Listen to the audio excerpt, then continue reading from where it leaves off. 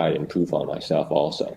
Yeah. So I mean, from my conclusion, I think the hardest stock to invest is really like China tech. I don't think China is going to let these companies uh, go unheard of or not achieving or not be able to raise money in the market because developing technology takes a lot of money and resources, and if these companies cannot raise public money, there's no way they can be successful. So to me, I think it's a huge sort of advantage for us right now because the market is down, everything is cheap. We should pick the right companies to invest in, namely aerospace, semiconductor, and cloud computing. So and medicine too. So this is like been mentioned over and over and over again, and I don't think that I don't think China can be any more clear about its direction. And I think we should exit.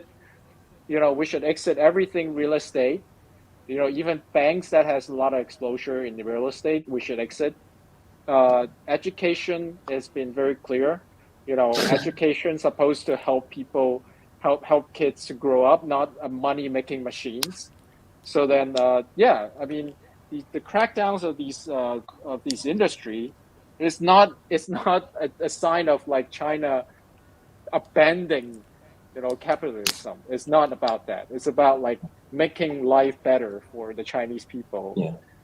Yeah. And keep it in check, right? Because I gotta say, Yeah. it's too bad education got a cut like this. But at the same time, I could also see that education is sort of a means of a lot of the Chinese people to actually separate themselves further from other, like to stratify the class system even more, Yeah. and honestly, I see a lot of these kids being put through like tutoring after tutoring after tutoring, and have no time to actually rest and have fun.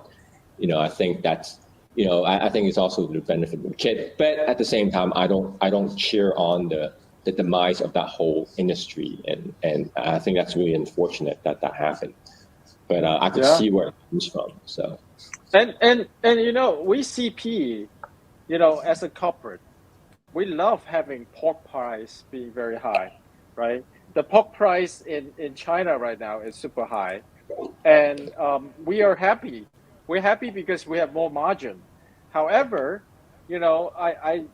we had a meeting this morning, and we're starting to see that China is cracking down on the pork price, and it's really doing it for the benefit of people, right? And they of course, must. and as corporate, we're gonna be like, oh, the party's over. We were making so much money, and then all of a sudden, we can't make that much money anymore. So I think there's a balance between what is right for the general mass and what is beneficial to corporate making money. And I think I Yeah. think the Chinese government is trying to do its best to balance both. Yeah.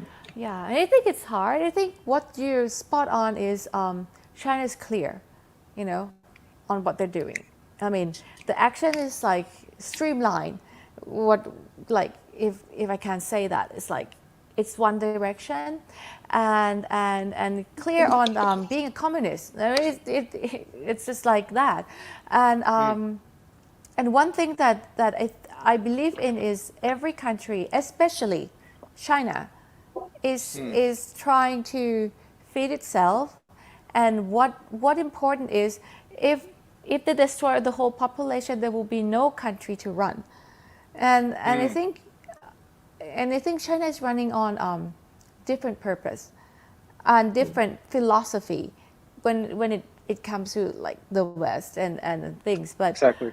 it's so interesting to see how things gonna unfold, and